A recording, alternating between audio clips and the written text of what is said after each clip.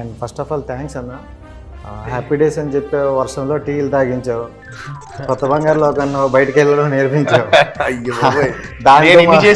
దాంతో మా వాళ్ళందరూ తిరుగుతూనే ఉన్నారు.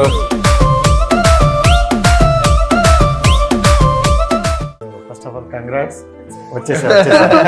కొంచెం మీ దగ్గర చాలా ఎక్కువ ఉంది కదా. అండ్ బ్యాక్ టు బ్యాక్ మూవీస్తో రీసెంట్లీ తెగమక్తాండ అవ్వచ్చు, బ్యాక్ టు బ్యాక్ మూవీస్తో సో మంచి చైల్డ్ క్యారెక్టర్ నుండి మంచిగా ఎంచుకుంటారు. ఈ క్యారెక్టర్లో మీ ఎంచుకోవడానికి ఏమైనా రీజన్ ఉందా, లేకపోతే వచ్చింది చేసుకుంటూ వెళ్ళిపోతాను బాస్ అంటారు కదా? వచ్చింది చేసుకుంటూ వెళ్ళిపోవడం అనేది నాకు అంటే ఆఫ్టర్ రాజుని ఎప్పుడు అనుకోలేదు. అలా మంచి క్యారెక్టర్స్ కి ఇంపార్టెన్స్ ఉన్న రోల్స్ ఎంచుకుంటూ వచ్చాను. అండ్ మొన్న రీసెంట్గా టైసన్ ఇంటర్వ్యూ చేశా రాహుల్ని. రైట్ అదే మీ గురించి మాట్లాడా, మీ ఫ్రెండ్స్ బాండింగ్ గురించి. అంటే మేము రోజు కలుసుకోకపోయినా ఎప్పటికీ మాకు ఒక డ్రీమ్ అనేది ఒకటి ఉంటుంది ముగ్గురం అని. నిఖిల్గా మీరు, నేను నిఖిల్ బర్త్డేకి June 1 నిఖిల్ బర్త్డే, సో అప్పుడు నేను మొత్తం అంతా చూపించి ఇది కదా కొంచెం నాకు వచ్చి ఈ సినిమాకి నేను కొంచెం నచ్చితే నేను కూడా మళ్ళీ నచ్చితేనే నువ్వు సపోర్ట్ చేయండి. చూసి చాలా బాగుంది బాబాయ్.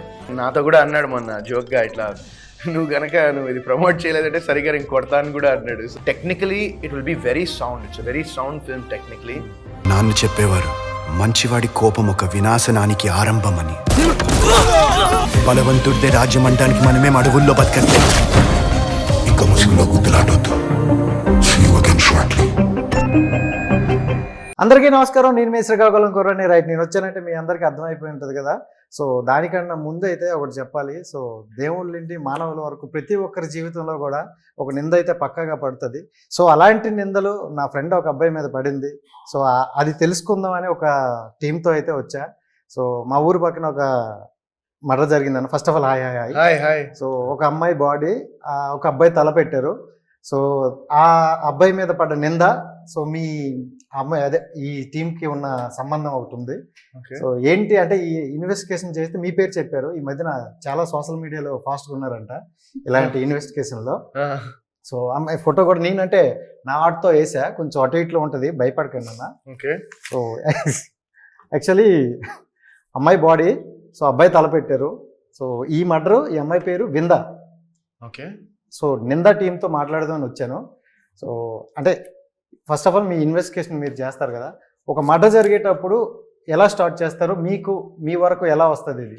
అంటే అర్థం కాలేదు, మర్డర్ జరిగేటప్పుడు అంటే ఇప్పుడు మర్డర్ కేసులు అంటే ఎక్కువగా పోలీసులు ఫోన్ చేయండి అంటారు అన్న. సో అక్కడి నుండి మీ వరకు ఆ మర్డర్ కేసు ఎలా వస్తుంది? అంటే సినిమాలోనా లేకపోతే జనరల్ గా? అంటే బేసిక్ గా నా క్యారెక్టర్ వచ్చేసి ఈ సినిమాలో ఒక NHRC officer, human rights commissioner officer అనమాట. సో వాళ్ళకి బేసిక్ గా వాళ్ళ డ్యూటీ ఏంటంటే ఇలాంటి హ్యూమన్ రైట్స్ ని వైలేట్ చేసిన, అంటే ఫ్రీడమ్ ఆఫ్ స్పీచ్ కానీ ఇంకా రైట్స్ అంతే కదా, ఆ రైట్స్ ని వైలేట్ చేసిన వాళ్ళకి ఏమైనా అలా ఫీల్ అయ్యారంటే they will raise a complaint to NHRC వాళ్ళకి కంప్లైంట్ ఫైల్ చేస్తే వీళ్ళు దాన్ని వాళ్ళ బెస్ట్ కేపబిలిటీతో ఇన్వెస్టిగేట్ చేస్తారు. బేసిక్ గా ఇన్వెస్టిగేట్ చేసి దానికి సొల్యూషన్ ఏంటో వాళ్ళు చూస్తారు. బట్ ఈ డ్రాయింగ్ అయితే అది కొంచెం టఫ్ గా ఉంటుంది. బేసిక్ గా అది ఆ కేసు వస్తే ఎట్లా అప్రోచ్ అవుతారు? ఆ కేసు వస్తే డైరెక్ట్ మా ఆఫీస్కి వెళ్ళి, ఎక్కడ మా ఆఫీస్ ఢిల్లీయా? ఎవరు అమ్మాయి బాడీ? అది అమ్మాయి తల ఆడి బాడీ ఎదిగితే సో ఆ కేసుని అయితే ఎలా డీల్ చేస్తారండి? ఎందుకంటే ఎక్కడ సోషల్ మీడియాలో చూసినా ఫస్ట్ మనోళ్ళ పేరే వస్తుంది. ఈ మధ్యన ప్రమోషన్స్ కూడా బాగా జరుగుతున్నాయి అంట నిందాకి. సో బయట కూడా పాజిటివ్ రెస్పాన్స్ ఉండి, అండ్ మీది కూడా ఎక్కడ చూసినా స్మైల్తో ఉన్నారు. ప్రీ రిలీజ్ ఈవెంట్ లో కూడా దుమ్ములు అయిపోయినారు. అందుకని మీ దగ్గరికి వస్తే నాకేదో సొల్యూషన్ దొరుకుతుందని మా ఫ్రెండ్ మీద పడ్డ నిందని ఈ నిందతో మారుద్దామని వచ్చా. ఇంతకీ ఎవరా ఫ్రెండ్? చెప్పకూడదు, అసలు చెప్దాం. మరి స్టార్టింగ్ చెప్తే అంత పోతుంది. ఓకే. సో అది ఎలా అప్రోచ్ అవ్వాలని కూడా right, come to the point. మీది ఫస్ట్ ఆఫ్ ఆల్ కంగ్రాట్స్ అన్న. అంటే ఏ మూవీకైనా ఒక పాజిటివ్ వైబ్ అనేది వస్తే అది ఇంకొంచెం ఫస్టే సక్సెస్ అనుకోవచ్చు. సో మీది మంచి పాజిటివ్ అని వచ్చింది. బట్ నేను అడిగే క్వశ్చన్స్ ఆడియన్స్ నుండి వచ్చే క్వశ్చన్స్ అడగాలి పక్కాగా. సో ఈ టైప్ ఆఫ్ జోనర్ లో చాలా మూవీలు వచ్చాయి, పెద్ద యాక్టర్లు చేశారు, చిన్న యాక్టర్లు చేశారు. సో వరుణ్తో చేయడానికి రీజన్ ఏంటి? ఆయన ఇలాంటి జోనర్ చేయలేదు, పాయింట్. అవును. ఇంకొకటి, ఈ జోనర్ లో చేసాం కానీ అప్రోచ్ అంతా కొంచెం డిఫరెంట్ గా ఉంటుంది. అంటే ట్రైలర్ చూస్తే మీకు అవును. అర్థమై ఉంటుంది. అంటే సినిమాటోగ్రఫీ కానీ, మేము వాడిన బ్యాక్గ్రౌండ్ స్కోర్ ఇది కానీ, ఉమ్. లేకపోతే స్క్రీన్ ప్లే ఫార్మాట్ కానీ, ఈ అన్నిటికంటే కొంచెం హట్కే, కొంచెం డిఫరెంట్గానే ఉంటుంది అనమాట. మీ లైఫ్ లో ఎప్పుడైనా ఈ నింద పడిందా? ఇంత పెద్ద నిందలు అయితే ఏం లేవు. పెద్దదే పడ్డాయా? పెద్ద ఏం లేవు అంటున్నా. టైటిల్ కూడా చాలా ఆలోచించి పెట్టినట్టున్నారు. అంటే ప్రతి ఒక్కరి లైఫ్ లో ఎక్కడో చోట ఇది పడాల్సిందే, పడి తీరాల్సిందే. సో దానికి ఏమైనా స్పెసిఫిక్ రీజన్ ఏమైనా ఉందా ఈ టైటిల్ కి, మూవీకి రిలేటెడ్? అంటే ఈ స్టోరీకి యాప్ట్ అనిపించింది ఓకే. ఆ టైటిల్. అంటే ఏదో ఎఫెక్ట్ కోసం టైటిల్ పెట్టడం కంటే కూడా స్టోరీ నుంచి టైటిల్ వస్తే బాగుంటది అనే ఫీల్ లో పెట్టాము. Okay. And first of all thanks అన్న. హ్యాపీ డేస్ అని చెప్పే వర్షంలో టీలు తాగించావు, కొత్త బంగారు లోకన్నా బయటికి వెళ్ళడం నేర్పించావు. అయ్యో బాబోయ్. దాంతో నేను ఇన్ని మా- చేశానా? దాంతో మా వాళ్ళందరూ తిరుగుతూనే ఉన్నారు. సో ఇప్పుడు స్టెబిలిటీగా జాబ్ చేసుకుంటూ ఉన్నారు. సో ప్రశాంతంగా. అదే. సో ఈ అంటే ఇలాంటి స్టోరీ మీరు చేయడం ఇంతవరకు లేదు. అండ్ ఇలాంటి స్టోరీ ఎక్స్పెక్ట్ చేసాం మేము కూడా చాలా రోజులు. అవును. సో ఫస్ట్ ఆఫ్ ఆల్ మీ దగ్గరకు వచ్చేటప్పుడు ఏమనిపించింది అండ్ ఇందులో నచ్చిన కీ పాయింట్ ఏంటి? నాకు బేసిక్గా ఇలాంటి స్టోరీస్ ఇప్పుడు చాలా మంది నన్ను అడిగారు, ఇలాంటివి చేయొచ్చు కదా, ఇలాంటివి ఎందుకు చేయాలంటే, అలాంటివి చేయాలంటే నాకు రావాలి కదా. అలాంటి కథలు నాకు దగ్గరికి వస్తే 100% అది ఎంగేజింగ్గా ఉంటే నేను చేస్తాను. అండ్ ఈ సినిమాకి వచ్చేసరికి నాకు, నేను నేరేషన్ వింటున్నప్పుడు నాకు క్యూరియాసిటీ భయంకరంగా పెరిగిపోతూ ఉండింది. సీన్కి. అండ్ నేను కూడా నా మైండ్లో ఇలా అయిండొచ్చా, ఎవరు ఇలా అని నేను చాలా ఎక్సైటెడ్గా ఫీల్ అయ్యాను నేరేషన్ వింటున్నప్పుడు. And more than excitement, curiosity feel అయ్యాను బాగా. సో అది ఎక్కడైతే ఆయన రివీల్ చేస్తారో క్లైమాక్స్లో, అది నాకు అసలు కంప్లీట్లీ అన్ఎక్స్పెక్టెడ్. అదైతే నేను అసలు ఎక్స్పెక్టే చేయలేదన్నమాట ఆ ట్విస్ట్.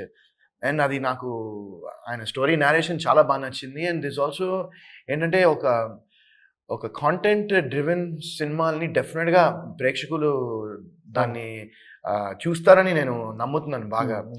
అండ్ నేను కూడా అనుకుంటాను, రాజేష్ గారు నాకు ముందర పరిచయం ఉంటే బాగుండేదేమో అని నాకు ఆ ఫీలింగ్ వస్తుంది అప్పుడప్పుడు. రాజేష్ ఎప్పుడు పరిచయం అయినా మంచిది. రైట్. అదే. సో ఇంకోటి ఏంటంటే, ఆయనే story, screen play, direction, producing and ఒక సాంగ్ కూడా ఒకటి రాశారు ఆయన సినిమాలో. So is very multi tasking and multi talented individual ఈయన.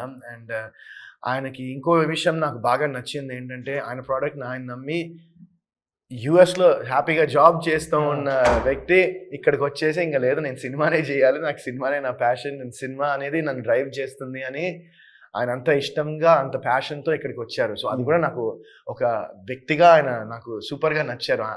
అంటే ఎందుకంటే అందరూ అట్లా ఉండరు. అండ్ ఐఎమ్ ష్యూర్ దట్ ఈ నింద అనే సినిమా తర్వాత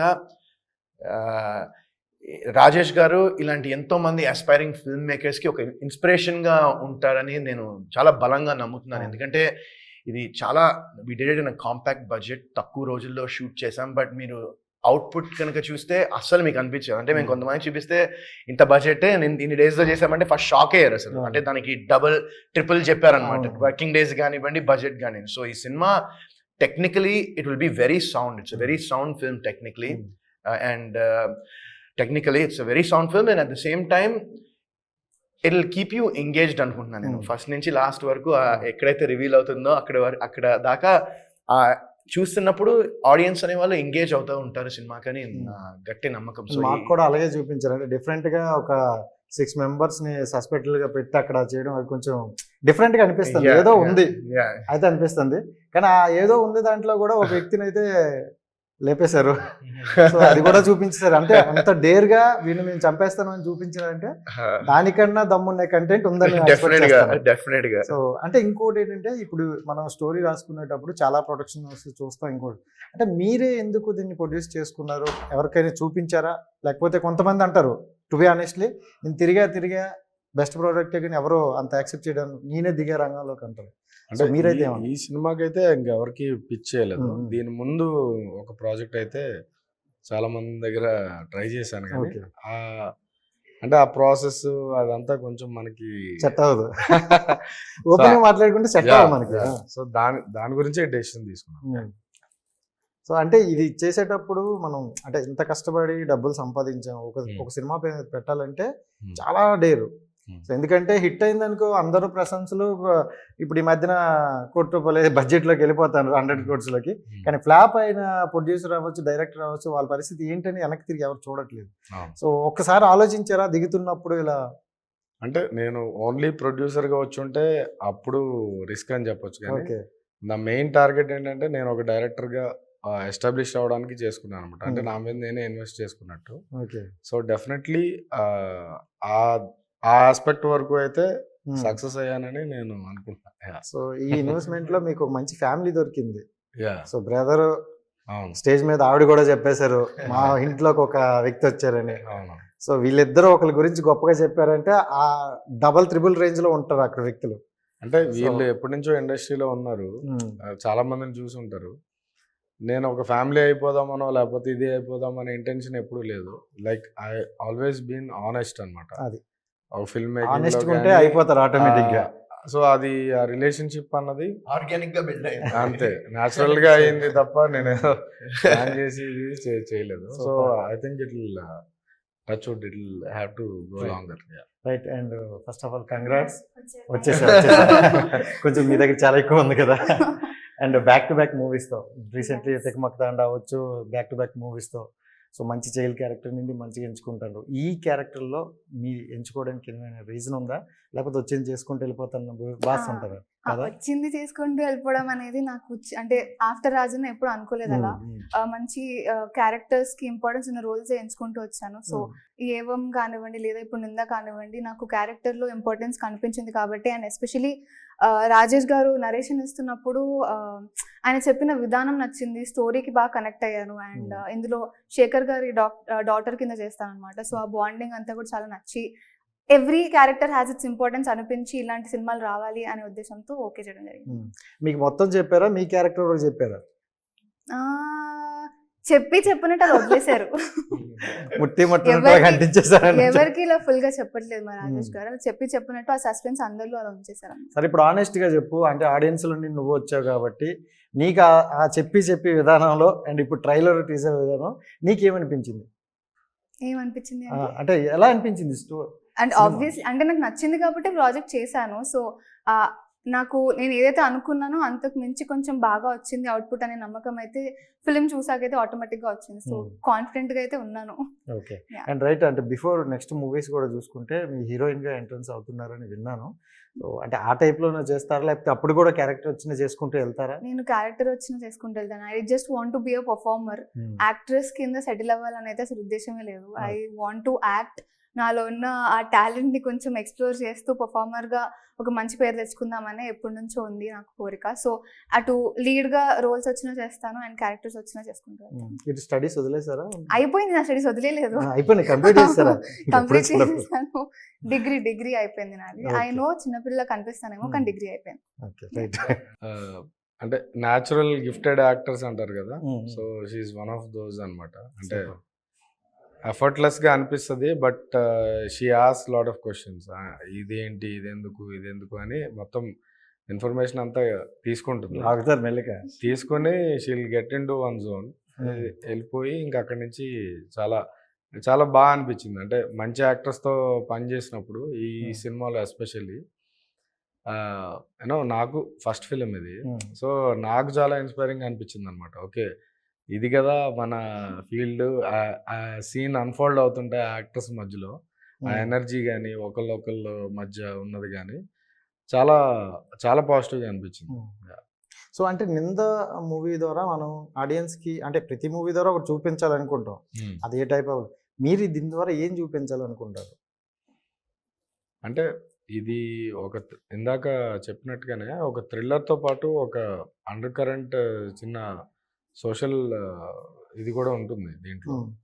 అది ఏంటి అన్నది ఇంకా ఇప్పుడు చెప్పలేను. ఓకే, మూవీ చూసిన తర్వాత తెలుస్తుంది. అండ్ మీరు చూసుకుంటున్నా అంటే అప్పటి నుండి ఇప్పటి వరకు మీరు ఎక్కడ గ్యాప్ ఇవ్వలేదు. బట్ కొంతమంది ఈ మధ్య నేను కొన్ని వింటాను సెకండ్ ఇన్నింగ్ అంటారు. సో నాకైతే సెకండ్ ఇన్నింగ్ లాగా ఎక్కడ అనిపించలేదు. సో టు బి ఆనెస్ట్లీ అలాంటి వర్డ్స్ అనేటప్పుడు మీ ఫీలింగ్ ఏంటంటే? నాకు బేసిక్గా ఏంటంటే everyone is entitled to their own opinions. Everyone has their own opinion. దాన్ని కరెక్ట్ అనలేము, లేకపోతే రాంగ్ అనలేము, లేకపోతే నన్ను ఎందుకు ఇలా అంటావని I don't want to say that to them. So నాకు పర్సనల్గా అయితే నేను ఎప్పుడు వరుణ్ సందేశే అంతే. ఇంకా ఈ మిగతా ఈ 2.0 సెకండ్ ఇన్నింగ్స్ ఇవన్నీ దట్స్ వాట్ అది some people say that and నేను అది తప్పుగా ఏం తీసుకోను. I don't mind it. But to me I'm from 1989 July 21st నేను వరుణ్ సందేశే, ఇప్పటికీ వరుణ్ సందేశే. అండ్ మొన్న రీసెంట్ గా టైసన్ ఇంటర్వ్యూ చేశా Okay. రాహుల్ ని. రైట్ అదే మీ గురించి మాట్లాడా, మీ ఫ్రెండ్స్ బాండింగ్ గురించి. అంటే మేము రోజు కలుసుకోకపోయినా ఎప్పటికీ మాకు ఒక డ్రీమ్ అనేది ఒకటి ఉంటుంది ముగ్గురం అని, నిఖిల్గా మీరు. సో అంటే మీ 3 members కలిపి ఒకటి చేస్తే బాగున్నాం అని మనం అనిపించింది. అంటే ఆ టైప్ ఆఫ్ జోనర్ కాదు, ఇప్పుడున్న ట్రెండ్కి చేస్తే హ్యాపీ డేస్ 2నే చేయాలి. మేమంతా హ్యాపీ డేస్ 2 చేస్తే అది నెక్స్ట్ లెవెల్ ఉంటుంది. బట్ అదే ఇంకా నేను రాహుల్తో చాలా రోజులు అయింది మాట్లాడి. Actually I haven't talk to him in long time. But yeah, Nikhil అయితే మా ప్రీ రిలీజ్ ఈవెంట్కి వచ్చాడు. చాలా అప్రిషియేట్ చేశాడు, మంచి అప్రిషియేషన్ ఇచ్చాడు మా టీం అందరికి. ఇంకోటి ఏంటంటే నిఖిల్కి అంటే ఎంత ఫ్రెండ్షిప్ అయినా ఫ్యామిలీ అయినా తను ఏంటంటే తనకి ఏదైనా నచ్చితేనే చేస్తారని ఒక మాట అయితే ఉంది. లేదు, అవును. సో ఆనెస్ట్లీ అంటే మీది ఫస్ట్ ఏమైనా చూపించేశారా? అయ్యో, నేను మాది కంటెంట్ చూపించాను, లేకపోతే కాన్ఫిడెన్స్ గా చెప్తున్నాడు అనమాట. లేకపోతే రాడు, నిజంగా రాడు. కానీ నచ్చితే మాత్రం 100% వస్తాడు. అది ఏ ఫంక్షన్ అయినా, అది నేనైనా ఇంకోళ్ళైనా 100% ఒక మంచి కాంటెంట్ ని ముందుకు తీసుకెళ్లాలంటే 100% నిఖిల్ సపోర్ట్ చేస్తాడు. అండ్ మా దానిలో కూడా నేను నిఖిల్ బర్త్డేకి June 1st Nikhil birthday. So అప్పుడు నేను మొత్తం అంతా చూపించి ఇది కదా కొంచెం నాకు వచ్చి ఈ సినిమాకి నేను కొంచెం నచ్చితే నేను కూడా మళ్ళీ నచ్చితేనే నువ్వు సపోర్ట్ చేయన్నా. చూసి చాలా బాగుంది బాబాయ్, ఇది మనం ముందుకు తీసుకెళ్దాం, ఇంకా జనాల్లోకి వెళ్ళాలి ఈ సినిమా, ఇంకా మంచి సినిమాలు రావడం అనేది ఇట్స్ పెద్ద టాస్క్. అది ఒక సినిమా అవుట్పుట్ బాగా రావడం అనేది ఒక బిగ్ టాస్క్ అయిపోయింది.